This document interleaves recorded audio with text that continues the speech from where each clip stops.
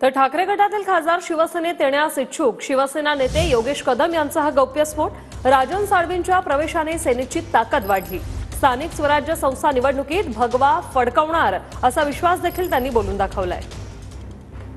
राजकीय वर्तुळात चर्चा की अजून एक राजकीय भूकंप ठाकरे गटाचे काही खासदार जे ते शिंदे गटात प्रवेश करण्याची चर्चा आहे। नाही, ऑपरेशन टायगर तर चालू झालेलंच आहे। सामान्य अजून मुख्य साहेबांनी देखील स्टेटमेंट काल दिली, आपण पाहिली आहे की आता हे ऑपरेशन आता काय थांबणार नाही आणि किंबहुना आम्हाला ऑपरेशन करायची गरज देखील पडत नाही। समोरनं आम्हाला आता सगळे अप्रोच होत आहेत, किंबहुना आम्हाला आपल्यासोबत काम करायचं, आम्हाला आमची चूक लक्षात आलेली आहे असं वक्तव्य करून अनेक उभाटाचे कार्यकर्ते आमच्यासोबत येऊ इच्छित आहेत।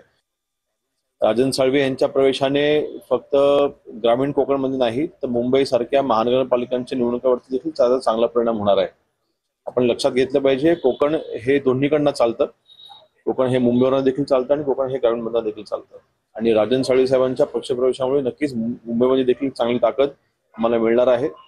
जसं विधानसभेला आम्ही विजय प्राप्त केला, तसंच येणाऱ्या महानगरपालिकांच्या निवडणुकामध्ये महायुतीचा भगवा झेंडा हा नक्कीच आम्ही तिथे फडकवू।